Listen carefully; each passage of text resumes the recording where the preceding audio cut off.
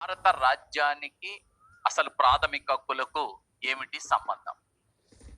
భారత రాజ్యానికి ప్రాథమిక హక్కులకు ఉన్న సంబంధం ఏమిటి? భారత రాజ్య నిర్వచనానికి ప్రాథమిక హక్కులకు మధ్య ఉన్న సంబంధం ఏమిటి? ఎందుకని ప్రాథమిక హక్కులకు లేక అలాగే భారత రాజ్యానికి లింక్ ఎక్కడుంది, ఎందుకు, ఏ సందర్భంలో వస్తుంది అంటే మీరు ఇక్కడ కొన్ని విషయాలని నేను దీనికి సంబంధించిన లింక్ ఉన్న అంశాలు చెప్తాను. చెప్పిన తర్వాత అసలు విషయాన్ని చెప్తాను. అసలు విషయాన్ని చెప్పాలంటే లింక్ ఉన్నటువంటి అంశాలు చెప్పాలి.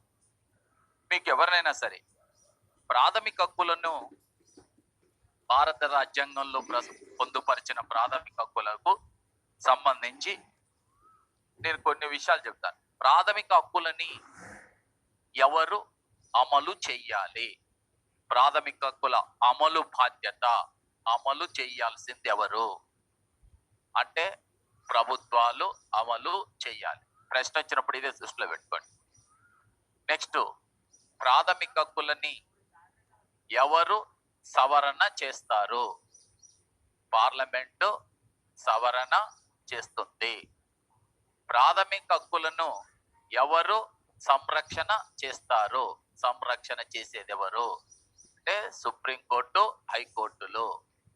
ప్రాథమిక హక్కులని ఎవరు సస్పెండ్ చేస్తారు అంటే రాష్ట్రపతి సస్పెండ్ చేస్తాడు.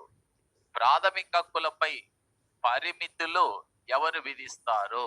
ప్రాథమిక హక్కులపై పరిమితులు ఎవరు విధిస్తారు? ఇది కూడా ప్రభుత్వాలే విధిస్తాయి. అమలు పరిచే బాధ్యత ప్రభుత్వాలపై ఉంది కాబట్టి వాటిపై పరిమితులు విధించేటటువంటి అధికారం కూడా ప్రభుత్వానికే ఉంటుంది. ఇక్కడ మీకు ఈ ఆప్షన్స్ ఏవైతున్నాయో ప్రభుత్వాలు, పార్లమెంటు, రాష్ట్రపతి, సుప్రీంకోర్టు ఇవి ఇచ్చి నిన్ను పైన ప్రశ్నలు మారుస్తుంటా. ఎలా? ప్రాథమిక హక్కుల సంరక్షణ బాధ్యత ఈ క్రింది వారిది. ఏ ప్రభుత్వం, బి పార్లమెంటు, సి న్యాయస్థానాలు, డి రాష్ట్రపతి అంటాడు. ప్రాథమిక హక్కుల సంరక్షణ బాధ్యత వీరిది. ఏ ప్రభుత్వాలు, B parliament, C supreme court, high court, D రాష్ట్రపతి అంటాడు. అప్పుడు ఏది కరెక్ట్? సంరక్షణ బాధ్యత అంటే న్యాయస్థానాలు. ప్రాథమిక హక్కులను సస్పెండ్ చేసే అధికారం ఈ కింది వారికి కలదు. ఏ ప్రభుత్వము, బి రాష్ట్రపతి, C parliament, D supreme court, high court. అప్పుడెవరు? రాష్ట్రపతి. ప్రాథమిక హక్కుల యొక్క సవరణ బాధ్యత ఈ క్రింది వారిది. ఏ రాష్ట్రపతి, బి సుప్రీంకోర్టు, సి ప్రభుత్వము, డి పార్లమెంట్. ఎవరిది? పార్లమెంట్. ఈ ప్రశ్నలు పదే పదే వస్తుంటవి. వచ్చినప్పుడు ఆప్షన్స్ మారవు, పైన ప్రశ్న మారుతుంది. కింద ఆప్షన్ ఏ ప్రభుత్వము, B supreme court, C parliament, D రాష్ట్రపతి అని కింద ఆప్షన్స్ అవే ఉంటాయి. కానీ పైన ప్రశ్న మారుతూ ఉంటది.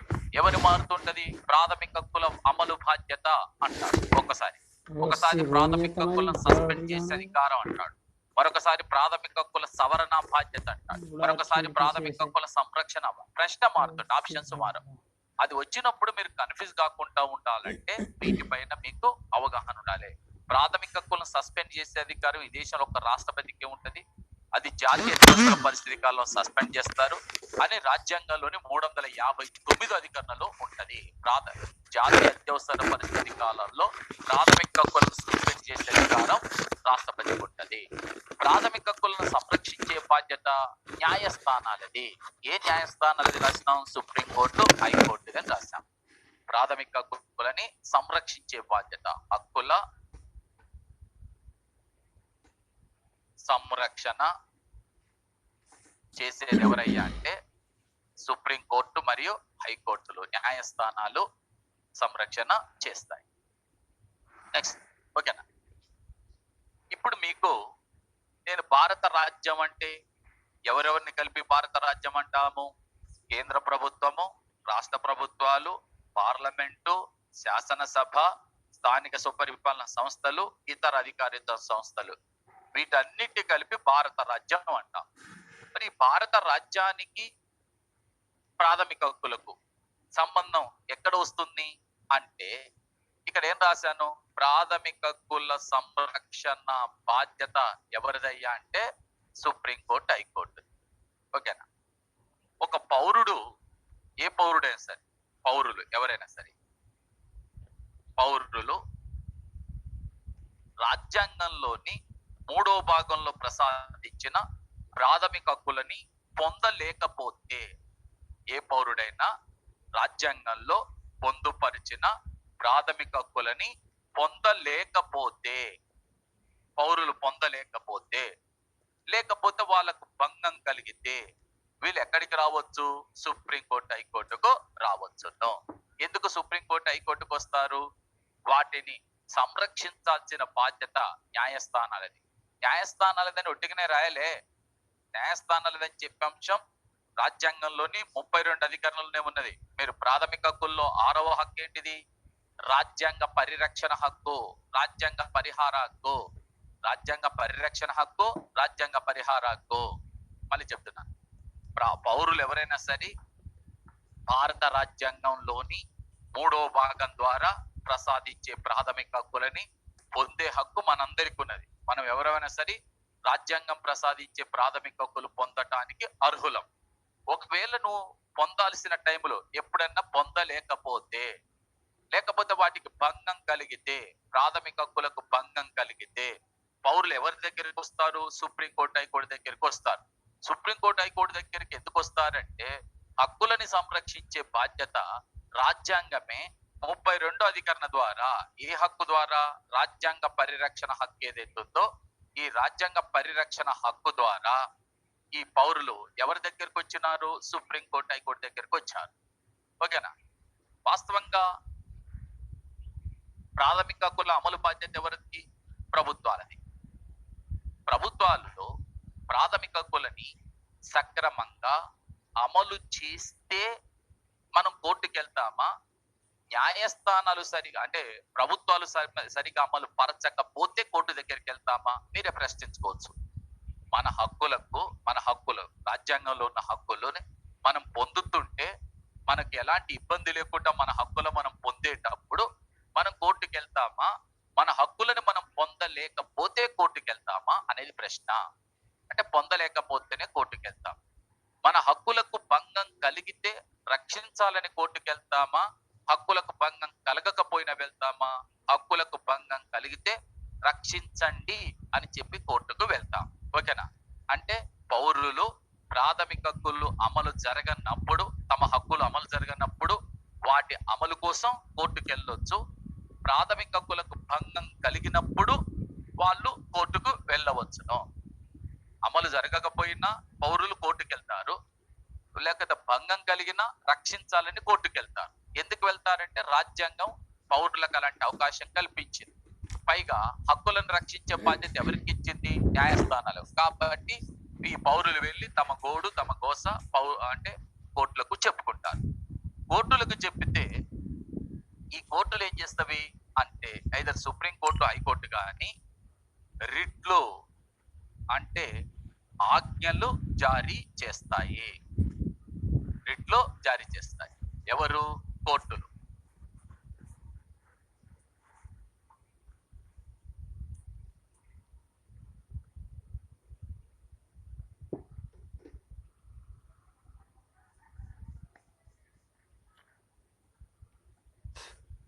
ఓకే, ఎవరికి జారీ చేస్తాయి అంటే చూడండి, ఇక్కడ ప్రభుత్వానికి కానీ లేక ప్రభుత్వ అధికారికి కానీ లేక అధికారయుత సంస్థకు కానీ వీళ్లకు జారీ చేస్తాయి. ఎవరు ఇప్పుడు కోర్టు దగ్గరికి ఎవరు వచ్చారు? పౌరులు వచ్చారు. ఎందుకు వచ్చారు? మా హక్కులు అమలు జరగటం లేదు, వీటిని అమలు పరచండి, ప్రభుత్వం తన బాధ్యత నిర్వర్తించలేదు. హక్కులు అమలు పరచాల్సిన బాధ్యత ప్రభుత్వానికి. ఆ ప్రభుత్వాలు అమలు చేయటం లేదు, వాళ్ళ బాధ్యత నిర్వర్తించటం లేదు. కాబట్టి దయచేసి మా హక్కులను కాపాడండి, వీటి అమలుకు చర్యలు చేపట్టండి అని చెప్పి పౌరుడు ఎవరి దగ్గరికి వచ్చినాడు? సుప్రీంకోర్టు, హైకోర్టు దగ్గరికి వచ్చినాడు. సుప్రీంకోర్టు, హైకోర్టు దగ్గరికి రావటానికి రాజ్యాంగంలోని 32 అధికరణ రాజ్యాంగ పరిరక్షణ హక్కు ఈ పౌరునికి హక్కుని కల్పించింది.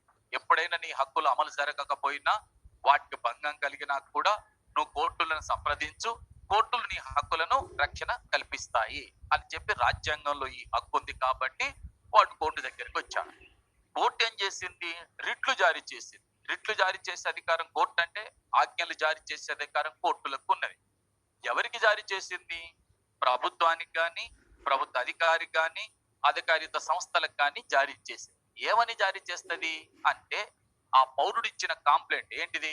నా హక్కులకు ఫలానా వారు భంగం కలిగిస్తున్నారని చెబితే వాడు వచ్చి ఇక్కడ కంప్లైంట్ చేస్తే అది విచారించిన తర్వాత కోర్టు నిజమే అని భావిస్తే అప్పుడు ప్రభుత్వానికి రిట్ జారీ చేస్తుంది. అయ్యా, మీ ప్రభుత్వం కానీ, ప్రభుత్వ అధికారి కానీ, అధికారిత సంస్థ కానీ మీరు మీ బాధ్యతను సక్రమంగా నిర్వర్తించలేదు కాబట్టి ఫలానా వాడు నా దగ్గరకు వచ్చి హక్కులకు భంగం కలిగిందని చెప్తున్నాడు, వాటికి రక్షణ కల్పించండి, మీ బాధ్యత నిర్వర్తించండి అని చెప్పి ఇప్పుడు మాండమస్ వి కమాండ్, మేము ఆదేశిస్తున్నాము, డూ యువర్ డ్యూటీ, నీ విద్యుక్త ధర్మాన్ని సక్రమంగా నెరవేర్చు అని చెప్పి ఈ న్యాయస్థానము ప్రభుత్వానికి కానీ, ప్రభుత్వ అధికారికి కానీ, అధికారయుత సంస్థకు కానీ రిట్ జారీ చేస్తుంది. రిట్ అనగా ఆజ్ఞ. ఎవరు జారీ చేస్తారు? న్యాయస్థానాలు. ఎవరికి? ప్రభుత్వానికి, ప్రభుత్వ అధికారికి ఏమని జారీ చేస్తారు? మీ బాధ్యతను సక్రమంగా నెరవేర్చండి.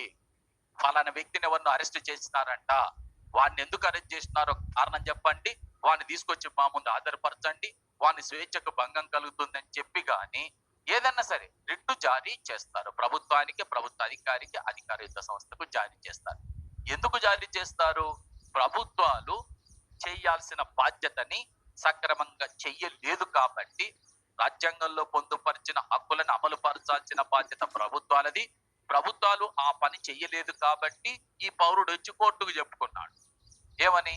సార్, నా హక్కులు అమలు పరచడం లేదు చెప్పుకున్నాడు. కాబట్టి ఇప్పుడు కోర్టు ఏం చేసింది? ప్రభుత్వాన్ని ఆదేశించేది, నీ బాధ్యత నువ్వు సక్రమంగా చేయలేదు కాబట్టి ఫలానా పౌరుడు వచ్చి నాకు కంప్లైంట్ చేసినాడు కాబట్టి నీ డ్యూటీ నువ్వు సక్రమంగా చెయ్యి అని చెప్పి సుప్రీంకోర్టు కానీ, హైకోర్టు కానీ ప్రభుత్వానికి, ప్రభుత్వ అధికారి, అధికారిత సంస్థకు రిట్లు జారీ చేస్తారు. దేనికోసం? హక్కుల అమలు కోసం కానీ, హక్కుల సంరక్షణ కోసం కానీ. పౌరుడు ఎందుకోసం వెళ్ళాడు? హక్కుల అమలు కోసం కానీ, హక్కుల సంరక్షణ కోసం కానీ కోర్టుకు వెళ్ళాడు. కోర్టు కూడా ఆ హక్కుల అమలు కోసం కానీ, సంరక్షణ కోసం కానీ రిట్లు జారీ చేస్తుంది. ఎవరికి జారీ చేస్తుంది? ప్రభుత్వానికి. ప్రభుత్వానికి ఎందుకు జారీ చేయాలంటే ప్రభుత్వమే వాటిని అమలు పరచాలి కాబట్టి. ప్రభుత్వం తన బాధ్యత నిర్వర్తించలేదు కాబట్టి ఆ పౌరుడు నా దగ్గరకు వచ్చి కంప్లైంట్ చేశాడు కాబట్టి నీ డ్యూటీ నువ్వు సక్రమంగా చెయ్యి అని చెప్పి వీళ్ళకు రిట్లు జారీ చేస్తారు. ఇప్పుడు క్లారిటీ ఉంది కదా మీకు? మళ్ళీ నేను ఇప్పుడు లింక్ కలపబోతున్నాను కాబట్టి మీకు ఐడియా ఉండాలి. ప్రాథమిక హక్కుల అమలు బాధ్యత ఎవరిది? ప్రభుత్వాలది. ఓకేనా? ప్రభుత్వాలు అమలు పరచకపోతే పౌరులు ఏం చెయ్యొచ్చు? న్యాయస్థానాలకు రావచ్చు. న్యాయస్థానాలకు దగ్గరికి ఎందుకు వచ్చారు?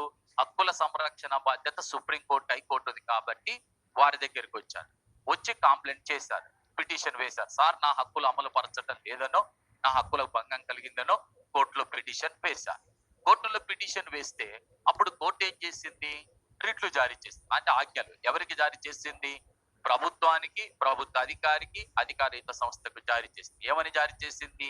నువ్వు సక్రమంగా నీ విధి నెరవేర్చు, నీ పని నువ్వు చెయ్యకపోవడం మూలంగా ఫలానా పౌరుడు వాడు బాధతోని వాడి హక్కులకు భంగం కలిగింది కాబట్టి నా దగ్గరికి వచ్చి చెప్పినాడు కాబట్టి మీరు ఆ పని చెయ్యండి అని చెప్పి వీళ్ళకు రిట్లు జారీ చేస్తారు. రిట్ అనగా ఆజ్ఞ. వీటిని ప్రభుత్వాలు తప్పనిసరిగా పాటించి అమలు చెయ్యాలి. ఓకేనా? భారత రాజ్యాంగంలోని 3వ భాగంలో ఏమున్నవి? ప్రాథమిక హక్కులు. ఎవరి కోసం కల్పించినారు? పౌరుల కోసం. వీటిని అమలు పరచాల్సిన బాధ్యత ఎవరిది? ప్రభుత్వాన్ని. ప్రభుత్వం అమలు పరచకపోతే పౌరులు ఏం చేయొచ్చు? కోర్టులకు పోయి తమ బాధ చెప్పుకోవచ్చు. చెప్పుకుంటే కోర్టులు ఏం చేస్తవి? రిట్లు జారీ చేస్తాయి. ఎవరికి జారీ చేస్తవి? ఎవరైతే వాటిని అమలు పరచాల్సిన ప్రభుత్వానికి, ప్రభుత్వ అధికారి, అధికారిత సంస్థకు జారీ చేస్తాయి. ఏమని జారీ చేస్తాయి? మీ విద్యుక్త ధర్మాన్ని సక్రమంగా నెరవేర్చు అని చెప్పి జారీ చేస్తాయి. ఇక్కడ మీకు ఆలోచించాల్సింది, రిట్లు ఎవరికి జారీ చేస్తున్నాయి? ప్రభుత్వము, ప్రభుత్వ అధికారి, అధికారిత సంస్థలన్నా. ఏ ప్రభుత్వానికి, ఏ ప్రభుత్వ అధికారికి, ఏ అధికారిత సంస్థకు అంటే భారత రాజ్య పరిధి కిందికి వచ్చేటటువంటి ప్రభుత్వాలకు, భారత రాజ్య పరిధి కిందికి వచ్చేటటువంటి అధికారులకు, భారత రాజ్య పరిధి కిందికి వచ్చేటటువంటి అధికారిత సంస్థలకు కోర్టు రిట్టు జారీ చేస్తుంది. హక్కులను అమలు పరచాల్సిన బాధ్యత ప్రభుత్వాన్ని. ప్రభుత్వం అమలు పరచనప్పుడు పౌరులు కోర్టుకు వెళ్ళాడు. కోర్టు ఏం చేసింది? రిట్ జారీ చేసింది. ఎవరికి జారీ చేసింది? ప్రభుత్వానికి, ప్రభుత్వ అధికారికి, అధికారయుత సంస్థకు. ఏమని జారీ చేసింది? నువ్వు సక్రమంగా పని చెయ్యి, వాని హక్కులను అమలు చెయ్యి, వాని హక్కులకు భంగం కలిగించకు అని కోర్టు రిట్టును జారీ చేసింది. మరి ఏ ప్రభుత్వానికి జారీ చేస్తుంది? ఏ ప్రభుత్వ అధికారికి జారీ చేస్తుంది? ఏ అధికారిత సంస్థకు జారీ చేస్తుంది అంటే భారత రాజ్య పరిధి కిందికి వచ్చే వారికి మాత్రమే జారీ చేస్తుంది. పాకిస్తాన్ ప్రభుత్వానికో, పాకిస్తాన్ దేశానికో, లేకపోతే అమెరికా దేశంలోనికో, అమెరికాలో ఉన్న ప్రభుత్వానికో, లేకపోతే ఆస్ట్రేలియాలో ఉన్న ప్రభుత్వానికో రిట్టు జారీ చెయ్యదు. ఎవరికి జారీ చేస్తుంది? భారత రాజ్య పరిధి కిందికి వచ్చే వారికి మాత్రమే జారీ చేస్తుంది. ఇప్పుడు మనకు అవసరం భారత రాజ్య పరిధి కిందికి ఎవరు వస్తారు అంటే ఇక్కడ చూడండి, కేంద్ర ప్రభుత్వం వస్తుంది, రాష్ట్ర ప్రభుత్వం వస్తుంది, పార్లమెంట్ వస్తుంది, శాసనసభ వస్తుంది, స్థానిక స్వపరిపాలన సంస్థలు వస్తాయి, ఇతర అధికారయుత సంస్థలు వస్తాయి. ఇవన్నీ భారత రాజ్య పరిధి కిందికి వస్తాయి. ఇప్పుడు క్లారిటీ ఉంది కదా? హక్కుల అమలు బాధ్యత ప్రభుత్వాన్ని. ఏ ప్రభుత్వాన్ని? భారత రాజ్య పరిధి కిందికి వచ్చే ప్రభుత్వాన్ని. ఆ ప్రభుత్వం సరిగా పని చేస్తే పౌరుడు కోర్టుకు వచ్చి కంప్లైంట్ చేస్తాడా? ఆ ప్రభుత్వం సరిగా పని చేయనప్పుడు కోర్టుకు వస్తాడా? ప్రభుత్వం పని చేయనప్పుడే వస్తాడు. ప్రభుత్వం పని చేయనప్పుడు కోర్టుకు వచ్చింది కాబట్టి కోర్టు ఏం చెప్పింది? నీ పని నువ్వు సరిగా చెయ్యి, రాజ్యాంగాన్ని, రాజ్యాంగంలోని హక్కులను అమలు పరచాల్సిన బాధ్యత నీది కాబట్టి నీ ధర్మాన్ని, నీ విద్యుత్ ధర్మాన్ని నువ్వు చెయ్యాల్సిన పని సక్రమంగా చెయ్యి అని చెప్పి న్యాయస్థానాలు రిట్టు జారీ చేశాయి. ఎవరికి అంటే ప్రభుత్వానికి, ప్రభుత్వ అధికారికి, అధికారిత సంస్థకు. ఏ ప్రభుత్వానికి, ఏ ప్రభుత్వ అధికారికి, ఏ అధికారిత సంస్థ కంటే భారత రాజ్య పరిధి కిందికి వచ్చే వారికి మాత్రమే రిట్టు జారీ చేస్తారు. మన భారత రాజ్య పరిధి కిందికి ఎవరు వస్తారంటే ఇక్కడ రాశాం, కేంద్ర ప్రభుత్వం, రాష్ట్ర ప్రభుత్వం, పార్లమెంటు, శాసనసభలు, స్థానిక స్వపరిపాలన సంస్థలు, ఇతర అధికారిత సంస్థలు వస్తాయి. ఇప్పుడు మీకు క్లారిటీ ఉండాలి, భారత రాజ్యానికి ఈ యొక్క నిర్వచనానికి ప్రాథమిక హక్కులకు సంబంధం ఏమిటని. భారత రాజ్యంలో ఈ ప్రాథమిక హక్కులన్నీ భారత పౌరుల కోసమే పొందుపరిచారు. రాజ్యాంగంలో భారత పౌరుల కోసమే పొందుపరిచారు. వీటిని అమలు పరచాల్సిన బాధ్యత ఎవరిది? భారత రాజ్యానిది, భారత ప్రభుత్వాన్ని. ఆ ప్రభుత్వం వాటిని అమలు పరచనప్పుడు పౌరుల పరిస్థితి ఏంటి? వాని గోడు గోస ఎవరికి చెప్పుకోవాలి? కోర్టులకు చెప్పుకోవాలి. కోర్టులకు చెప్పినప్పుడు కోర్టులు ఏం చేస్తున్నవి? బాధ్యత తీసుకున్నాయి. బాధ్యత తీసుకొని ప్రభుత్వాన్ని ఆదేశిస్తున్నాయి, రాజ్యాంగాన్ని నువ్వు అమలు చెయ్యి, హక్కులను అమలు చెయ్యి, ఫలానా వాడు నా దగ్గరికి వచ్చి తన సమస్య చెప్పుకున్నాడు కాబట్టి వాటిని నువ్వు ఖచ్చితంగా అమలు చెయ్యాలి అని చెప్పి కోర్టులు కూడా సీరియస్ గా ఆదేశించడం జరుగుతుంది. కాబట్టి మరి కోర్టులు ఆదేశించేటప్పుడు ఎవరిని ఆదేశిస్తాయి అంటే ప్రభుత్వాన్ని, ప్రభుత్వ అధికారిని, అధికారిత సంస్థని. ఏ ప్రభుత్వాన్ని, ఏ ప్రభుత్వ అధికారిని, ఏ అధికారిత సంస్థని అంటే భారత రాజ్య పరిధి కిందికి వచ్చేవారు. మరి భారత రాజ్య పరిధి కిందికి ఎవరు వస్తారంటే వీళ్ళు వస్తారు. నేను ఇంతసేపు 3-4 సార్లు పదే రిపీట్ చేసి అటు తిప్పి ఇటు తిప్పి చెప్పింది కూడా ఇదే. ఎందుకంటే నెక్స్ట్ మీకు ఐడియా ఉండాలి, ప్రాథమిక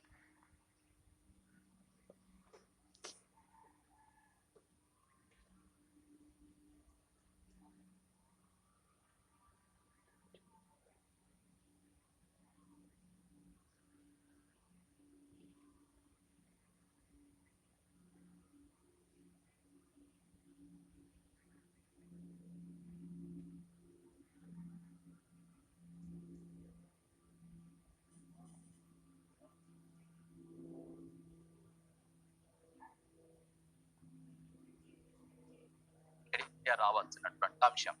ఇక్కడ మీకు కేంద్ర ప్రభుత్వం అంటాం. కేంద్ర ప్రభుత్వం అంటే కేంద్ర ప్రభుత్వ పరిధి కిందికి వచ్చేటటువంటి వాళ్ళందరూ కూడా కేంద్ర ప్రభుత్వ పరిధి. కేంద్ర ప్రభుత్వ పరిధి అన్నప్పుడు ముఖ్యంగా కార్యనిర్వాహక శాఖ అన్నమాట. ఇక్కడ చెప్పింది కార్యనిర్వాహక శాఖ అంటే కేంద్ర మంత్రి మండలి కావచ్చు, కేంద్ర మంత్రి మండలిలో ఉన్న వివిధ శాఖలకు సంబంధించిన వాళ్ళు కావచ్చు, అధికారులు కావచ్చు, ఐఏఎస్ ఐపీఎస్ అధికారులు ఎవరైతే ఉంటారో వాళ్ళే కీలక పాత్ర పోషిస్తారు. వివిధ శాఖలకు సంబంధించినటువంటి వాళ్ళందరూ వస్తారు. అలాగే రాష్ట్ర ప్రభుత్వం, రాష్ట్ర ముఖ్యమంత్రి, రాష్ట్ర మంత్రి మండలి, రాష్ట్ర ప్రభుత్వంలో ఉండేటటువంటి వివిధ శాఖలు, వ్యవసాయ శాఖ, విద్యాశాఖ, వైద్య శాఖ, అన్ని శాఖలు ఏవైతే ఉన్నాయో ఆ శాఖలన్నీ కూడా వస్తాయి. బహుశా నిన్న మీకు ప్రతిరోజు కూడా, ఈ రోజు కూడా హైకోర్టు చాలా కీలకమైనటువంటి అంశాన్ని పదే చెప్తున్నది. హైకోర్టు ఏం చెప్తుంది? హైకోర్టు కీలకమైనటువంటి అంశాన్ని పదే ఏం చెప్తున్నది అని అంటే ఇప్పుడు ఈ కోవిడ్ బారిన పడ్డటువంటి బాధితుల పరిస్థితి ఏమిటి, దాన్ని అరికట్టడానికి మీరు ఎలాంటి చర్యలు చేపడుతున్నారు, ప్రభుత్వం లాక్డౌన్ విధించితే అయిపోగానే సరిపోతుందా, నెక్స్ట్ ఏం చెయ్యాలి, ఎంతమందికి టీకాలు ఇచ్చారు, ఎంతమందికి టెస్టులు చేస్తున్నారు, వైద్యాన్ని అందించడానికి ఏం ప్రయత్నం చేస్తున్నారు, కోర్టు పదే పదే ఆదేశిస్తుంది. కోర్టుకి ఏమవసరం అంటే ప్రాథమిక హక్కుల్లో జీవించే హక్కు ఉన్నది, జీవించే హక్కు ప్రాథమిక హక్కు, దానికి భంగం కలుగుతుంది కాబట్టి దాన్ని రక్షించాల్సిన బాధ్యత న్యాయస్థానాలది కాబట్టి న్యాయస్థానాలు ప్రభుత్వాన్ని ఆదేశిస్తున్నవి. అది లెక్క. ప్రాథమిక హక్కుల సంరక్షణ బాధ్యత ఎవరిది? న్యాయస్థానాలు. కాబట్టి ఎవరో ఒకరు వెళ్ళి కోర్టులో పిటిషన్ వేయటం, కోర్టు ఆ హక్కుల రక్షణ చేయటం కోసం ప్రభుత్వాన్ని ఆదేశించటం. అంటే ప్రభుత్వాలు తమ బాధ్యతను సక్రమంగా నెరవేర్చలేదు కాబట్టి, ప్రజల హక్కులకు భంగం కలుగుతున్నాయి కాబట్టి, వాళ్ళు కోర్టులను సంప్రదిస్తున్నారు కాబట్టి న్యాయస్థానాలు అంటే కోర్టులు ప్రభుత్వాలకు ఆదేశాలు జారీ చేస్తున్నారు. నువ్వు ఈ పని చెయ్యి, నువ్వు పని చెయ్యాలి, ఆ పని చెయ్యి అని చెప్పి ఆదేశిస్తున్నాయి. ఇది లెక్క. మీకు క్లారిటీ ఉండదు. అలాగే పార్లమెంట్ ఏదైనా చట్టం చేసేటప్పుడు చెయ్యాలని కానీ కోర్టు ఆదేశించవచ్చును. శాసనసభలు రాష్ట్రంలో ఉండే అంటే అయినా చెప్పిందేమో కార్యనిర్వాహక శాఖ, కేంద్ర ప్రభుత్వం, రాష్ట్ర ప్రభుత్వం కార్యనిర్వాహక శాఖ, పార్లమెంటు, శాసనసభలు శాసనశాఖ, స్థానిక స్వపరిపాలన సంస్థలు, ఇతర అధికార సంస్థలు కూడా కార్యనిర్వాహక శాఖ కిందికి వస్తాయి. వీళ్ళందరినీ ఎవరు ఆదేశిస్తున్నారు? న్యాయశాఖ ఆదేశిస్తుంది. వీళ్ళందరినీ ఎవరు ఆదేశిస్తున్నారు? న్యాయశాఖ. కార్యనిర్వాహక శాఖను కానీ, శాసనశాఖను కానీ, ఇతర అధికారిత సంస్థలను కానీ న్యాయశాఖ ఆదేశిస్తుంది. ఎందుకంటే రాజ్యాంగాన్ని కాపాడాల్సిన బాధ్యత, ప్రాథమిక హక్కులని కాపాడాల్సిన బాధ్యత న్యాయస్థానాలది కాబట్టి న్యాయస్థానాలు ఆదేశిస్తున్నాయి. ఎవరిని ఆదేశిస్తున్నవంటే భారత రాజ్య పరిధి కిందికి వచ్చే వాళ్ళనే ఆదేశిస్తున్నవి. ఇది లెక్క అనమాట. సో ఇక్కడ మీకు నేను ప్రాథమిక హక్కులని సంరక్షించాల్సిన బాధ్యత న్యాయస్థానాలది కాబట్టి పౌరులు న్యాయస్థానాల దగ్గరికి వస్తే న్యాయస్థానాలు రిట్లు జారీ చేసి, ఆజ్ఞలు జారీ చేసి, ప్రభుత్వానికి అధికారిత సంస్థలు జారీ చేసి హక్కులని కాపాడుతున్నవి, హక్కులను అమలు పరచడానికి ప్రయత్నం చేస్తారు. ఎవరు వీళ్ళంటే వీళ్ళంతా భారత రాజ్య పరిధి కిందికి వచ్చారు. భారత రాజ్య పరిధి కిందికి ఎవరెవరు వస్తారంటే వీళ్ళు వస్తారు. అంటే వీళ్ళందరికీ ఆదేశాలు జారీ చేసే అధికారం కోర్టులకు ఉంటది అని దీని అర్థం. ఓకే, ఇవి ఎప్పుడు గుర్తుంచుకోండి. ప్రాథమిక హక్కుల అమలు బాధ్యత ప్రభుత్వాలది, సవరణ బాధ్యత పార్లమెంట్ది, సంరక్షణ బాధ్యత సుప్రీంకోర్టు, హైకోర్టు, సస్పెండ్ చేసే అధికారం రాష్ట్రపతి, ప్రాథమిక హక్కులపై పరిమితులు విధించేది ప్రభుత్వాలు. రైట్.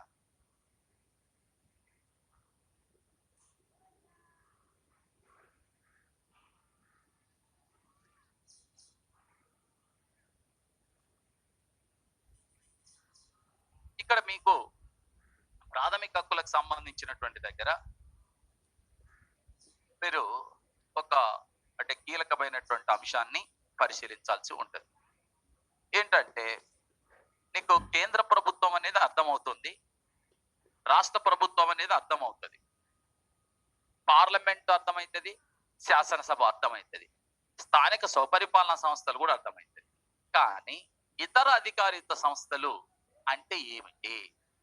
ఇతర అధికారయుత సంస్థలు అంటే ఏమిటి? వీటిని ఇతర అధికారయుత సంస్థలు అంటావు. ఇతర అధికారయుత సంస్థల్లో ఏవి రాజ్య పరిధి కిందికి వస్తాయి, ఏవి రాజ్య పరిధి కిందికి రావు? ఇక్కడ ఇది సమస్య. ఎందుకని? రాజ్యాంగంలో ఇతర అధికారయుత సంస్థలు అనే పదాన్ని వాడారు. ఇతర అధికారయుత సంస్థల్లో ఏవి వస్తాయి, ఏవి రావు అనేటువంటి అంశాన్ని ఎక్కడ కూడా ప్రస్తావించలేదు రాజ్యాంగంలో. కేంద్ర ప్రభుత్వం గురించి అర్థమవుతుంది, రాష్ట్ర ప్రభుత్వం గురించి అర్థమవుతుంది, పార్లమెంటు కనిపిస్తూనే ఉంటుంది, శాసనసభలు కనిపిస్తాయి, స్థానిక స్వపరిపాలన సంస్థలు కూడా కనిపిస్తాయి. కానీ ఇతర అధికారిక సంస్థలు కనిపించవు. అప్పుడు ఏ సంస్థలు రాజ్య పరిధి కిందికి వస్తాయి, ఏవి రాజ్య పరిధి కిందికి రావు అనేది ఎలా తెలుస్తుంది అంటే గ్యాప్ ఉంది. ఆ గ్యాప్ ఉన్నది. ఇప్పుడు ఇక్కడ ఇంకొక ఇంపార్టెంట్ అనే అంశం చెప్తాను, గుర్తుపెట్టుకోండి. రాజ్యాంగంలో ఇతర అధికార సంస్థల గురించి వివరణ లేదు. ఈ వివరణ లేనప్పుడు అంటే ఇది ఖాళీగా ఉందనుకోవాలి ఒక రకంగా. మరి ఇప్పుడు ఏం చెయ్యాలి అంటే, ఎలాంటి వివరణ లేనప్పుడు ఎప్పుడైనా సరే దీనికి కొన్ని మార్గాలు ఉన్నాయి. ఏంటిది అంటే, ఆ ఖాళీని రాజ్యాంగాన్ని సవరించి, రాజ్యాంగ సవరణ చేసి ఆ ఖాళీని ఫిలప్ చేయాలి. రాజ్యాంగాన్ని సవరించి ఆ ఖాళీని ఫిలప్ చేయాలి. మరి ఇప్పుడు రాజ్యాంగాన్ని సవరించినారా? సవరించలేదు. లేకపోతే ఏం చేయాలి? పార్లమెంటు చట్టం చేసి, పార్లమెంట్ అనేటటువంటిది చట్టం చేసి ఆ చట్టం ద్వారా ఆ ఖాళీని పూరించాలి. పార్లమెంట్ అనేటటువంటి చట్టం చేయాలి. చట్టం చేస్తే రాజ్యాంగ సవరణ చేయాలి. అది సాధ్యం కాకపోతే పార్లమెంటు చట్టం చేయాలి. ఈ రెండు చేయకపోతే కార్యనిర్వాహక శాఖ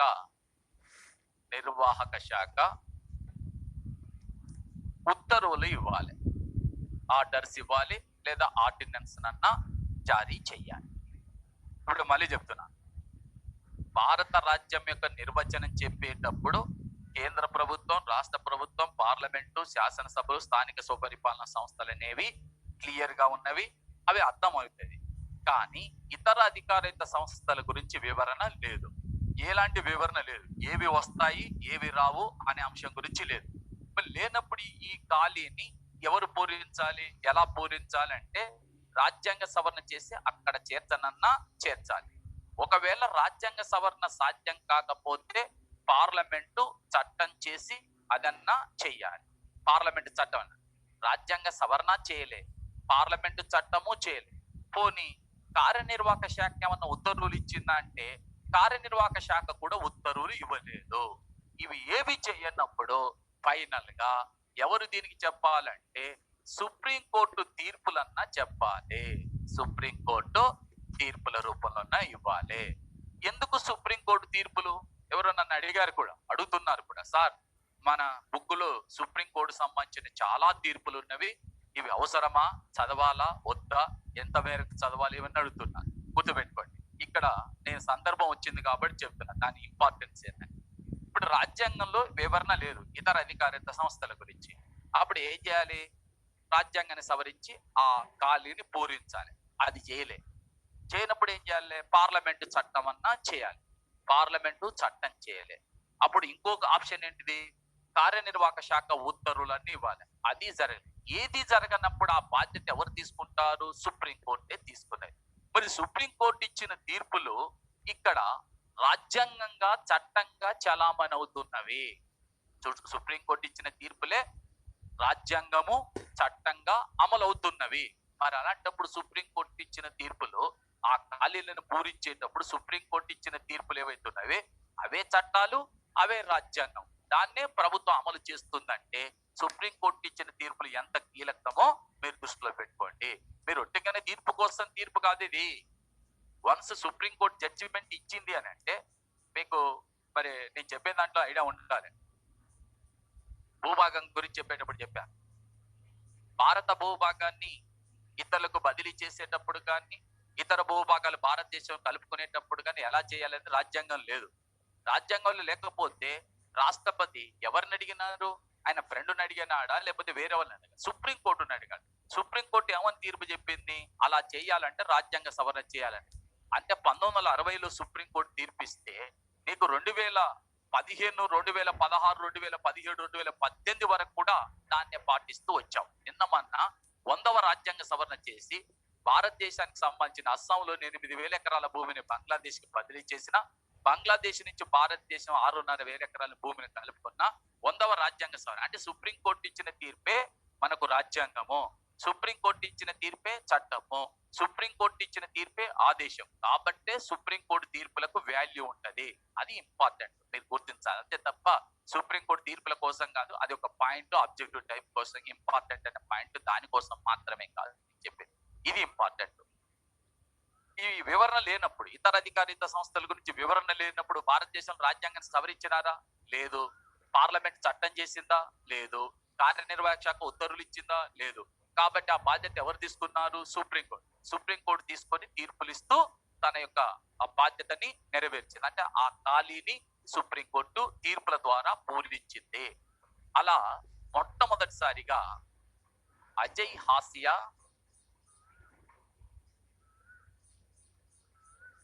వర్సెస్ ఖాలిద్ ముజీబ్ మధ్య జరిగిన వ్యాజ్యంలో భారత సుప్రీంకోర్టు మొదటిసారిగా ఆ బాధ్యతను తీసుకుంది. బాధ్యతను తీసుకొని ఏం చెప్పింది అంటే, ఏవి రాజ్య పరిధి కిందికి వచ్చే సంస్థలు, ఇతర అధికారిత సంస్థలు అని చెప్పాం కదా. అవి ఏవి భారత రాజ్య పరిధి కిందికి వచ్చే సంస్థలు, ఏవి భారత రాజ్య పరిధి కిందికి రాని సంస్థలు అనే విషయాన్ని చెప్పింది స్పష్టంగా. ఎలా? చట్టం ద్వారా ఏర్పాటైన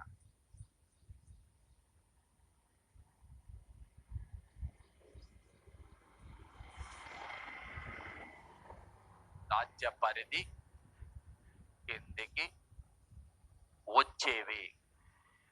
వచ్చే సంస్థలు. ఇక్కడ చూడండి, ఇక్కడ చట్టం ద్వారా ఏర్పాటైనవి.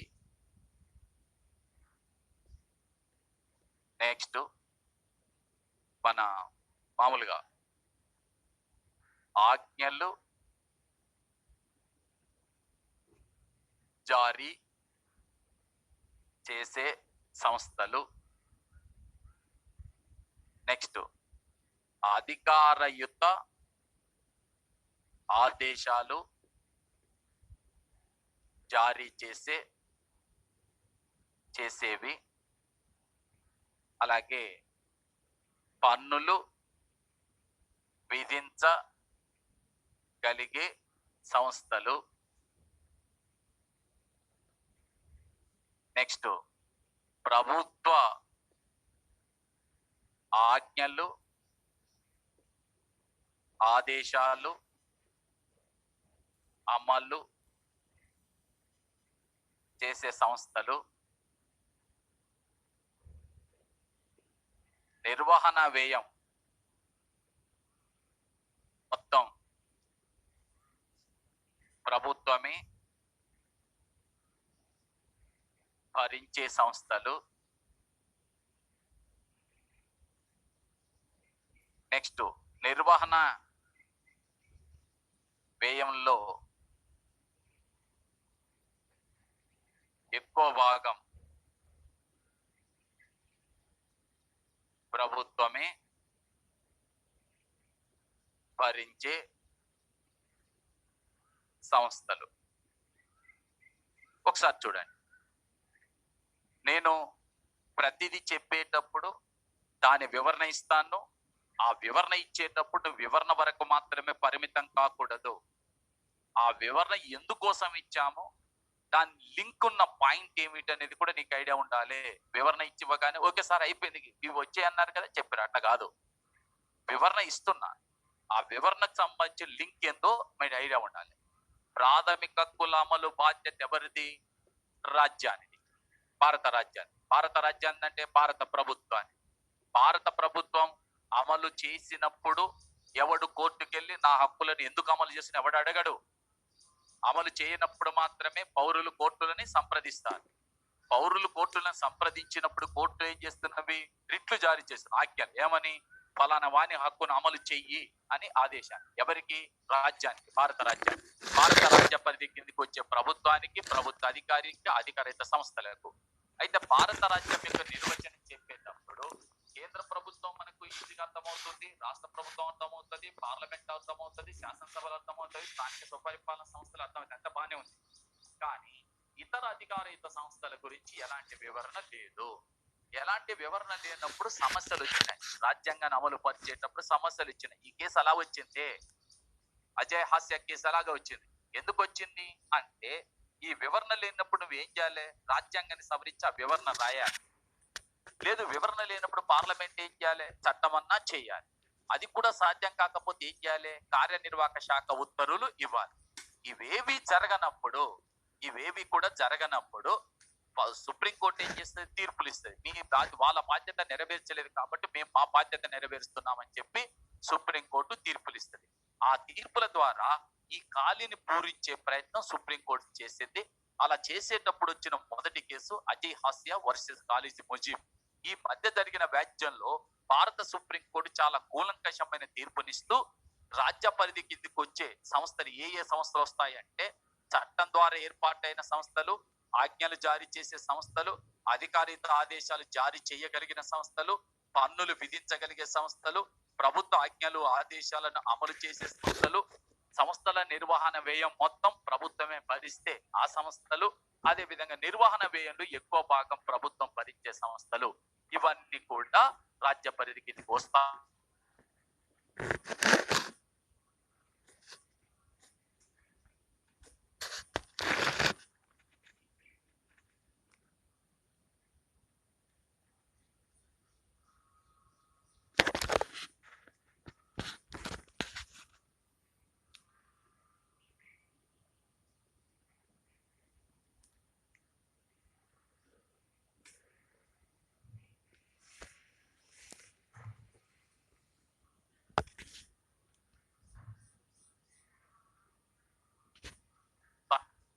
జారీ చేయలేనివి,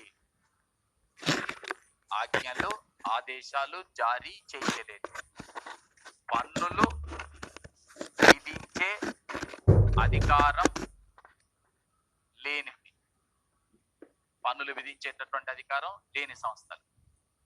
అలాగే వ్యయం మొత్తం ప్రభుత్వమే, అంటే ప్రభుత్వం భరించని సంస్థలు. తర్వాత ట్రస్టీలు, అదేవిధంగా సొసైటీ చట్టాన్ని అనుసరించి చట్టం ద్వారా ఏర్పాటైనవి. ఇవి రాజ్య పరిధి కిందికి రావు అని చెప్పి సుప్రీంకోర్టు పేర్కొన్నది. ఏదో చెప్తుంటాం, అది ఉందో లేదో మనకి తెలియదు, కానీ హంస పాలని నీళ్ళని వేరు చేస్తుందని చెప్పి ఒక ప్రతీతి, అది ఉందా లేదా తెలియదు, హంసని లేదని కొంతమంది అంటారు, సరిగ్గా మనం చూడలేదు కాబట్టి. ఏ విధంగానైతే హంస పాలని నీళ్ళని వేరు చేస్తుందని చెప్పామో, ఇక్కడ సుప్రీంకోర్టు కూడా అజయ్ హాసియా వర్సెస్ గాలి ముజీబ్ మధ్య జరిగిన వ్యాజ్యంలో సుప్రీంకోర్టు ఇతర అధికారిత సంస్థలు ఏవైతే ఉన్నాయో వీటి గురించి చెప్పేటప్పుడు ఇతర అధికారిత సంస్థలు, రాజ్య పరిధి కిందికి వచ్చే సంస్థలు, రాజ్య పరిధి కిందికి రాని సంస్థల గురించి వేరు చేసి చెప్పింది. ఎవరు చెప్పినారు? సుప్రీంకోర్టే చెప్పింది. ఇప్పుడు మీకు ఒకవేళ ఇమ్మీడియట్ గా వెంటనే అర్థం కావాలంటే నేను దీనికి గతంలో వచ్చిన ఒక ప్రశ్న వచ్చింది, ఆ ప్రశ్న నేను మీకు చెప్తాను, మీరు వీలుంటే దాని ఆన్సర్ కూడా చేయొచ్చు.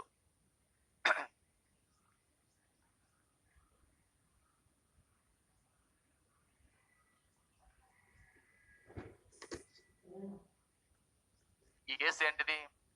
ఇతర అధికారయుత సంస్థలకు సంబంధించినటువంటి, అంటే రాజ్య పరిధి కిందికి వచ్చేవి, రాజ్య పరిధి కిందికి రానివి అనే అంశాన్ని మీరు దృష్టిలో పెట్టుకోండి. ఒక సందర్భంలో ఈ క్రింద పేర్కొన్న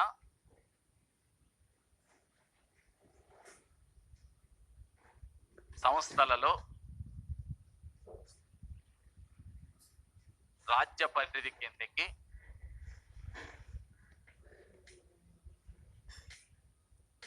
రానిది ఇది అడిగిన ఇచ్చి, ఏ ఢిల్లీ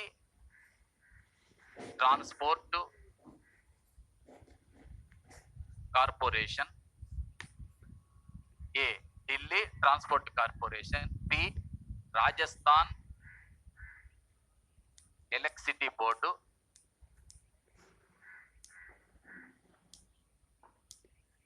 సి జిల్లా బోర్డు, డి ఎన్సిఆర్టి ఈ పైవేవి కావు. పైవేవి కావంటే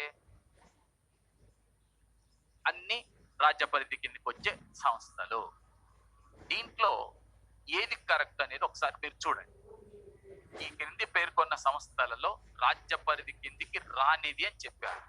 Delhi transport corporation, Rajasthan electricity board, జిల్లా బోర్డు, ఎన్సిఆర్టి పైవేవి కావని ఇచ్చారు. మీరు ఎవరైనా దీనికి ఆన్సర్ చెప్పొచ్చు, ఎవరైనా సరే. నేను కావాలని అడిగినాను, మీరు ఎవరైనా సరే దీనికి ఆన్సర్ చెప్పండి. ఏది రాదు భారత రాజ్య పరిధి కిందకి, ఏది రాదు. ఏనా, బీనా, సీనా, డీనా, లేకపోతే పైవన్నీ వస్తాయి కాబట్టి పైవేవి కావు అనేటటువంటిది కరెక్టా? ఏది కరెక్ట్?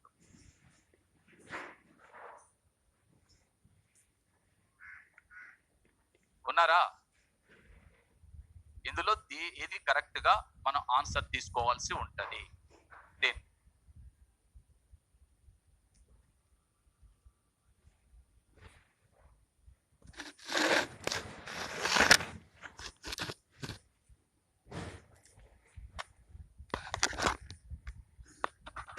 ఓకే, డి, ఏ, ఈ, డి, ఏ, బి, డి అని పెట్టారు.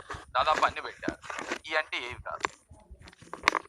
వాస్తవంగా ఇందులో కరెక్ట్ ఆన్సర్ ఏంటిదంటే, కొద్దిమంది డి పెట్టారు. డి ఎవరైతే పెట్టారు ఎందుకు డి కరెక్ట్? డి అనేది కరెక్ట్. ఎందుకు కరెక్ట్ అంటే, ఎన్సిఆర్టీ అనేది ఏంటిది? National council for education research and training institute. ఇది ఒకటి. దీని పనేమిటి? సిబిఎస్ఈ సిలబస్ ని తయారు చేయటం. సెంట్రల్ బోర్డ్ ఆఫ్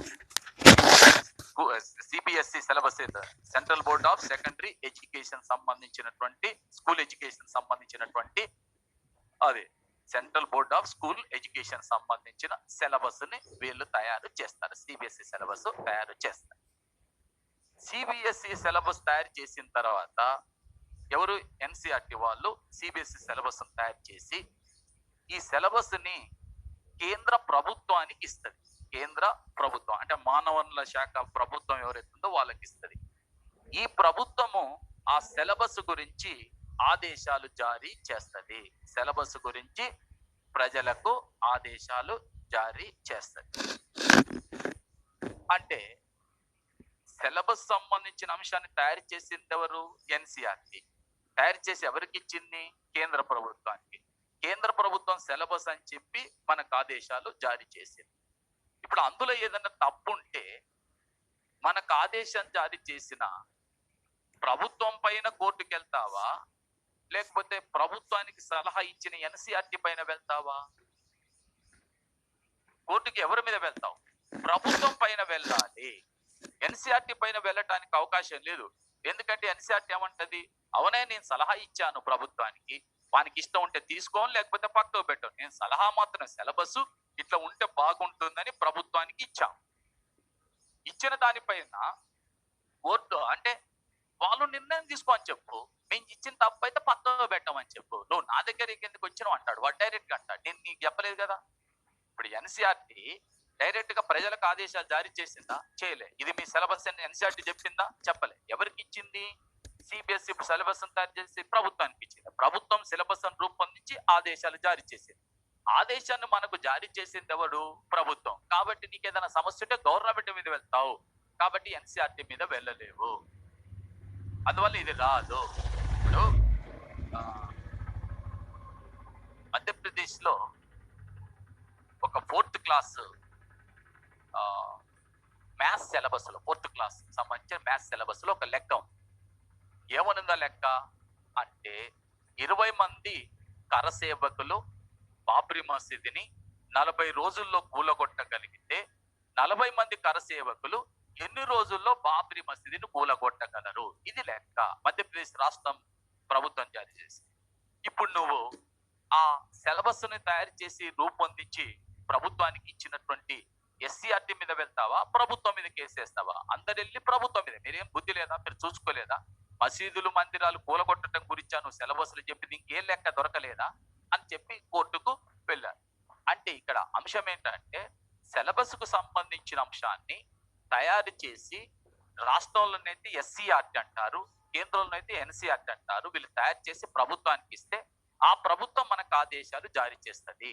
ఆ ఆదేశాలు నీకు నచ్చకపోతే నువ్వు ప్రభుత్వం మీద కోర్టుకు వెళ్ళాలి తప్ప సలహా ఇచ్చిన వాని మీద వెళ్ళలేవు. కాబట్టి ఎన్సీఆర్టీ అనేటటువంటిది రాజ్య పరిధి కిందికి రాదు, ఎస్సీఆర్టీ కూడా రాదు.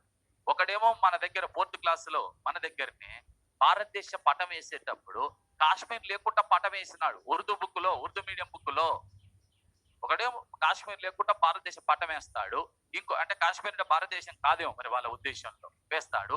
ఇంకొకటేమో బాబ్రీ మసీద్ కూలగొట్టాలంటే నేను చెప్పేది పాఠాలు. వెనకడికి ఒక ఆయన క్యూబాలో పాఠశాలలో విద్యార్థుల యొక్క తెలివితేటలు ఎలా ఉన్నాయో చూసుకోవటానికి చూడడానికి వెళ్ళారు. ఆ దేశాన్ని సందర్శించినప్పుడు చుక్కపల్లి పిచ్చే అని పాపులర్ షో మాటకు సంబంధించిన ఆయన రాసిన తన ఆత్మకథలో రాసుకున్నాడు.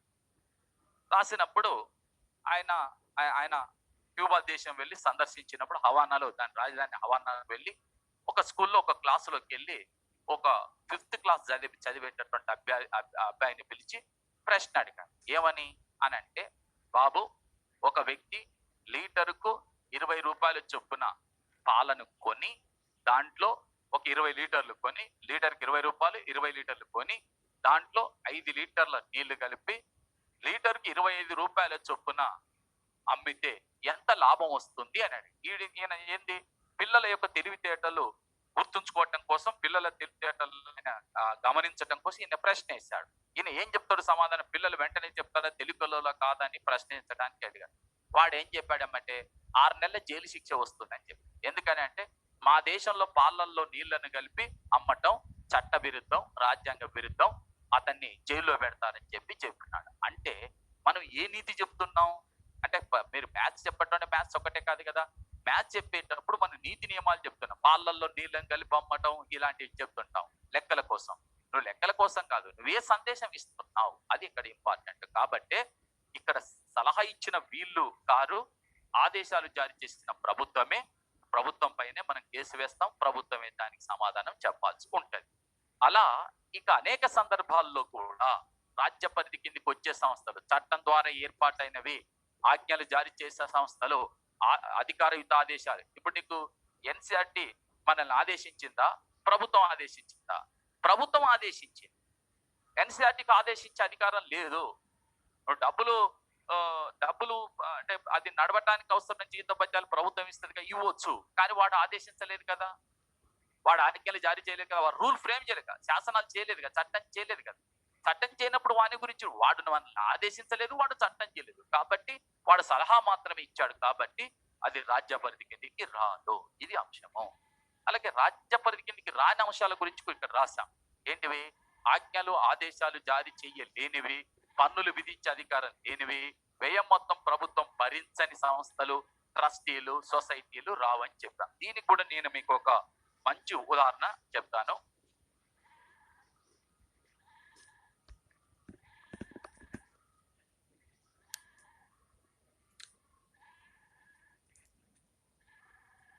సీతారామరాజు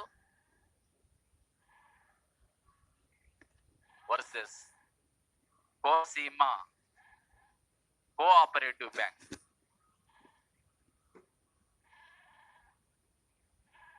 మధ్యన ఒక వ్యాజ్యం నడిచింది. ఈ సీతారామరాజు అనేటటువంటి ఆయన వెళ్ళి కోనసీమ కోఆపరేటివ్ బ్యాంకు మీద కోర్టులో కేసు వేశాడు. కోర్టులో కేసు వేసి ఏమని రాశాడు? కోనసీమ కోఆపరేటివ్ బ్యాంకుకు కోర్టు, మన హైకోర్టు ఆదేశాలు జారీ చేయాలని చెప్పి ఫస్ట్ హైకోర్టు కేసు వేసినాడు. ఆ తర్వాత ఈయన సుప్రీంకోర్టు కూడా వెళ్ళాడు. కోనసీమ కోఆపరేటివ్ బ్యాంకుకు ఆదేశాలు జారీ చెయ్యాలి అని ఈ సీతారామరాజు కోనసీమ కోఆపరేటివ్ బ్యాంకు పైన వెళ్ళి మన హైకోర్టులో కేసు వేశాడు. ఆ తర్వాత సుప్రీంకోర్టు కూడా వెళ్ళాడు. వెళ్తే ఈ కేసులో సుప్రీంకోర్టు కానీ, మన హైకోర్టు కానీ, అప్పుడు సమైక్య ఆంధ్రప్రదేశ్ హైకోర్టు కానీ, ఈ రెండు కూడా రిట్లు జారీ చేయలేదు. రిట్లు జారీ చేయలేదు. ఆయన రిట్లు జారీ చేయమని అడిగాడు. కానీ రెండు కోర్టులు కూడా, సుప్రీంకోర్టు కానీ హైకోర్టు రెండు కూడా రిట్లు జారీ చెయ్యలేదు. ఎందుకు రిట్లు జారీ చెయ్యలేదు అని అంటే, అసలు కోనసీమ కోఆపరేటివ్ బ్యాంకుని ఏర్పాటు చేసింది ప్రభుత్వం కాదు. ఎవరు ఏర్పాటు చేస్తున్నారు? ప్రైవేటు వ్యక్తులు ఏర్పాటు చేసుకున్నారు. దానికి డబ్బులు ప్రభుత్వం ఇవ్వటం లేదు. రెండు, దానికి సంబంధించినటువంటి డబ్బులు ప్రభుత్వం ఇవ్వటం లేదు, దాన్ని ప్రభుత్వం ఏర్పాటు చేయలేదు, అది ఎవరికి ఆదేశాలు జారీ చేయలేదు, అది ఆదేశాలు ఇతరులకు జారీ చేయలేదు. అది ఎవరికి చెప్పుకుంటుంది? తన బ్యాంకులో పెట్టుబడులు పెట్టిన వాళ్ళు, బ్యాంకుని ఏర్పాటు చేసుకున్న వాళ్ళు, వాళ్ళు ఏర్పాటు చేసుకుని కోఆపరేటివ్ బ్యాంకుని ఏర్పాటు చేసుకుని వాళ్ళు నిర్వహించుకుంటున్నారు. వీడెళ్ళి దానికి రిట్టు జారీ చేయమని చెప్తే అప్పుడు కోర్టు ఏం చెప్పింది, దాని ప్రభుత్వం ఏర్పాటు చేయలేదు, దానికి నిధులు ప్రభుత్వం ఇవ్వటం లేదు, అది మాకెవరికి ఆదేశాలు జారీ చేయలేదు, అలాంటప్పుడు దానికి మేమెందుకు ఆదేశాలు జారీ చేస్తాం, చెయ్యము అని చెప్పి సుప్రీంకోర్టు చెప్పింది, మన హైకోర్టు కూడా తీర్పు చెప్పింది. అంటే రాజ్యాధికార పరిధి కిందికి వచ్చే సంస్థలు రాని సంస్థల గురించి చెప్పేటప్పుడు భారత సుప్రీంకోర్టు అజయ్ హాసియా వర్సెస్ ఖాలిద్ ముజీబ్ మధ్య జరిగిన వ్యాజ్యంలో ఇచ్చిన తీర్పు ఏదైతుందో అది చాలా చాలా కీలకమైనది.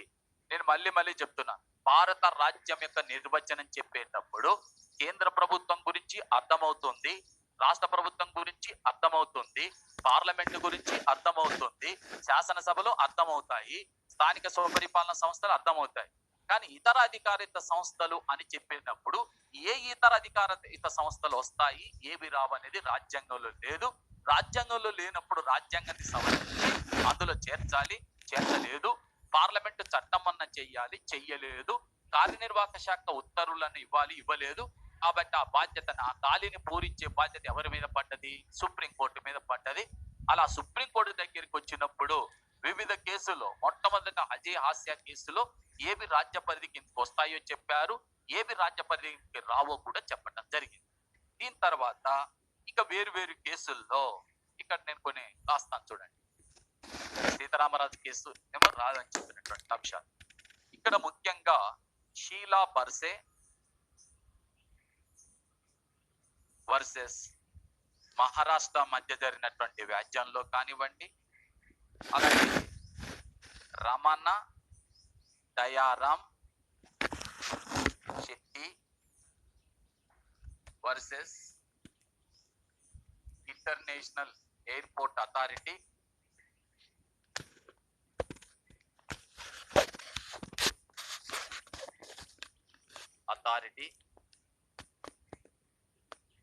అలాగే Manubhai D Shah versus LIC of India, అలాగే సెయింట్ జేవియర్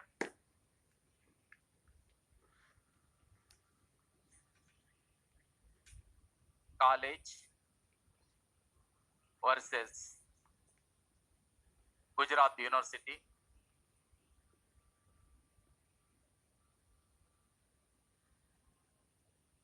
అలాగే R S Nayak versus A R Antulay. ఈ అన్ని కేసుల్లో కూడా ఇప్పుడు చెప్పినటువంటి అజయ్ హాస్య కేసు ఒకటి, అంతకుముందు వివరించినటువంటి సీతారామరాజు కేసు ఏదైతుందో ఇది రెండవది. ఇక్కడ రాసినటువంటి 3, 4, 5, 6, 7 కేసులు ఏవైతే ఉన్నాయో ఇవన్నీ కేసుల్లో కూడా విషయం ఏంటంటే, కేసులన్నీ సుప్రీంకోర్టు దగ్గరికి ఎందుకు వచ్చినవంటే రాజ్య పరిధి కిందకి వచ్చే సంస్థలు రాని సంస్థల గురించి ఈ కేసులన్నీ భారత సుప్రీంకోర్టు ముందుకు వచ్చాయి. కాబట్టి ఈ కేసులన్నింటిలో కూడా భారత సుప్రీంకోర్టు ఇచ్చిన తీర్పు ఏమిటంటే, రాజ్య పరిధి కిందకి వచ్చే సంస్థలు ఏ సంస్థలు భారత రాజ్య పరిధి కిందకి వస్తాయి అని చెప్పింది అంటే, మీకు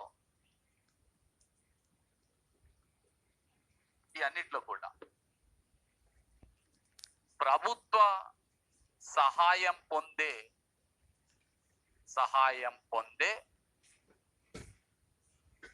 సొసైటీలు రాజ్య పరిధి కిందకి వస్తాయి. నెక్స్ట్ ఎల్ఐసి ఆఫ్ ఇండియా భారత రాజ్య పరిధి కిందకి వస్తుంది. యూనివర్సిటీలు భారత రాజ్య పరిధి కిందకి వస్తాయి. యూనివర్సిటీలు రాజస్థాన్ ఎలక్ట్రిసిటీ బోర్డు రాజ్య పరిధి కిందకి వస్తుంది. ఎలక్ట్రిసిటీ బోర్డు రాజ్య పరిధి కిందకి వస్తుంది. అలాగే ఢిల్లీ ట్రాన్స్పోర్ట్ కార్పొరేషన్ రాజ్య పరిధి కిందకి వస్తుంది. ఉదాహరణకి ఢిల్లీ ట్రాన్స్పోర్ట్ కార్పొరేషన్ రాజ్య పరిధి కిందకి ఎలా వస్తుందో ఒక అంశం చెప్తాను. ఢిల్లీకి సంబంధించి ఢిల్లీలో ఎప్పుడో ఒక 15-20 సంవత్సరాల క్రితం తీసుకున్న వెహికల్స్ అన్నిటి నుంచి తీవ్రమైన కాలుష్యం వెదజల్లుతుంది. తీవ్రమైన కాలుష్యం వచ్చేటప్పుడు ఒకరు వెళ్ళి, సార్ ఈ కాలుష్యం వలన మా జీవించే హక్కుకు భంగం కలుగుతుంది, ఊపిరితిత్తులన్నీ కూడా వాటిపైన ప్రభావం చూపుతుంది, కాబట్టి వీటిని ఆపండి అని చెప్పి డైరెక్ట్ గా అంటే కేసేస్తారు. వేస్తే ఇక్కడ కోర్టు జారీ చేస్తే జోక్యం చేసుకొని ఢిల్లీ ట్రాన్స్పోర్ట్ కార్పొరేషన్ ఆదేశించారు. ఏమంటే సిఎన్జి ఏది కన్జ్యూమ్డ్ నేచురల్ గ్యాస్ ఏదైతుందో దాన్ని వాడాలి, ఈ కాలుష్యాన్ని తగ్గించాలని ఆదేశిస్తే ఢిల్లీ ట్రాన్స్పోర్ట్ కార్పొరేషన్ ఏం చెప్పింది? ఢిల్లీ ట్రాన్స్పోర్ట్ కార్పొరేషన్ అనేది ప్రభుత్వం సంస్థ కాదు, ఇది అటానమస్ బాడీ, ఇది కార్పొరేషన్, ఇది రాదు అని వాదించినారు.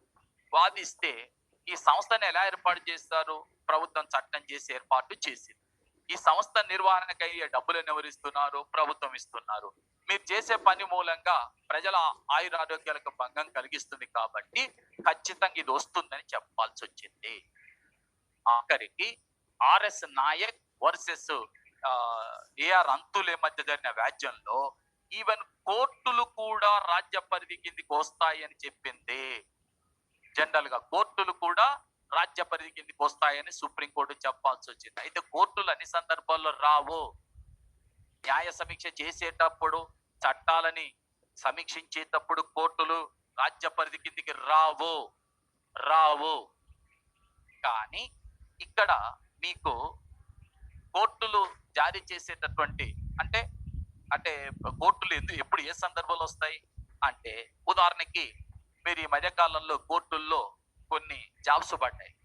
ఏంటివి? టైపిస్టులు, క్లర్కులు, జూనియర్ అసిస్టెంట్ పోస్టులు పడ్డాయి. ఆ పోస్టులని జడ్జీలే నింపారు. నింపేటప్పుడు జూనియర్ అసిస్టెంట్ పోస్టు 10 లక్షలు ఇచ్చి తీసుకోవచ్చు, సీనియర్ అసిస్టెంట్ పోస్టు 15 లక్షలు ఇవ్వచ్చు, టైపిస్ట్ పోస్టు 5 లక్షలు ఇస్తాము అని జడ్జి అమ్ముకోవచ్చా? ఆయన అలా కనుక ఆయన బోర్డు బయట పెడితే వెంటనే ఆయన మీద కేసు పెట్టి, అప్పుడు అలాంటి టైంలో కార్యనిర్వాహక పరమైన పనులు ఉద్యోగులను ఎంపిక చేసేటప్పుడు, సస్పెండ్ చేసేటప్పుడు, ఇవేమైనా చేసేటప్పుడు న్యాయమూర్తులు కూడా రాజ్య పరిధి కిందికి వస్తారు. అన్ని సందర్భాల్లో రారు. పార్లమెంట్ ఏదైనా చట్టం చేస్తుంది, చట్టాన్ని సుప్రీంకోర్టు అంటే న్యాయ సమీక్ష చేస్తుంది. న్యాయ సమీక్ష చేసేటప్పుడు అది రాజ్య పరిధి కిందికి రాదు. కానీ కార్యనిర్వాహక శాఖ పనులు చేసేటప్పుడు మాత్రం ఖచ్చితంగా వస్తుంది. ఇలా రాజ్య పరిధి కిందికి వచ్చే ఇతర అధికారరహిత సంస్థలు ఏవి వస్తాయి, ఏవి రావు అని చెప్పేటప్పుడు రాజ్యాంగంలో ఎలాంటి వివరణ లేదు కాబట్టి భారత సుప్రీంకోర్టు తీర్పులు ఇచ్చి ఏవేవి రాజ్య పరిధి కిందికి వస్తాయో చెప్పాల్సి వచ్చింది. ప్రభుత్వ సహాయం పొందే సొసైటీలు, ఎల్ఐసి ఆఫ్ ఇండియా, యూనివర్సిటీలు, Rajasthan electricity board, Delhi transport corporation, even international airport authority, ఇక్కడ మీరు రాసినాం రమణ దయారాం శెట్టికి సంబంధించిన దాంట్లో ఇంటర్నేషనల్ ఎయిర్పోర్ట్ అథారిటీ కూడా రాజ్య పరిధి కిందికి వస్తుంది. అదే విధంగా కోర్టులు కూడా రాజ్య పరిధి కిందికి వస్తాయి. కోర్టులు ఎప్పుడు రాజ్య పరిధి కిందికి వస్తాయి అని అంటే, కోర్టులు ఎందుకు రాజ్య పరిధి కిందికి వస్తాయి అంటే కార్యనిర్వాహక పరమైన ఉత్తర్వులు జారీ చేసినప్పుడు మాత్రమే వస్తాయి. కార్యనిర్వాహక పరమైన పనులు చేసేటప్పుడు మాత్రమే అవి రాజ్య పరిధి కిందికి వస్తాయి. ఇది మీరు ఐడియా ఉంచుకోవాల్సినటువంటి అంశం. సో ప్రాథమిక హక్కుల్లో మొదటి అధికరణ, 12వ అధికరణ భారత రాజ్య నిర్వచనం చెప్తుంది. భారత రాజ్య నిర్వచనం అంటే కేంద్ర ప్రభుత్వం, రాష్ట్ర ప్రభుత్వం, అదే విధంగా మరి పార్లమెంటు, శాసనసభలు, ఇతర అధికారిత సంస్థలు, కేంద్ర స్థానిక స్వపరిపాలన సంస్థలు. ఇతర అధికారిత సంస్థల గురించి రాజ్యాంగంలో వివరణ లేదు కాబట్టి, రాజ్యాంగ సవరణ చేయలేదు కాబట్టి, పార్లమెంట్ చట్టం చేయలేదు కాబట్టి, కేంద్ర ప్రభుత్వ ఉత్తర్వులు ఇవ్వలేదు కాబట్టి తప్పని పరిస్థితుల్లో సుప్రీంకోర్టు తీర్పులు ఇచ్చి ఏవేవి భారత రాజ్య పరిధి కిందకి వస్తాయో, ఏ సంస్థలు వస్తాయో చెప్పడం జరిగింది. నేను ఈ ఒక్క అధికరణ కోసం ఇంత టైం తీసుకున్నాను అంటే, దీనితో సంబంధం ఉన్న అంశాలు, భవిష్యత్తులో వచ్చే అంశాలు అనేకం ఉంటాయి కాబట్టి, వాటికి సంబంధం ఉంటుంది కాబట్టి నేను ఎక్కువ టైం తీసుకొని దీని వివరణ ఇవ్వడం జరిగింది. సో నెక్స్ట్ అంశాన్ని నెక్స్ట్ క్లాస్ లో వివరణ ఇస్తాను.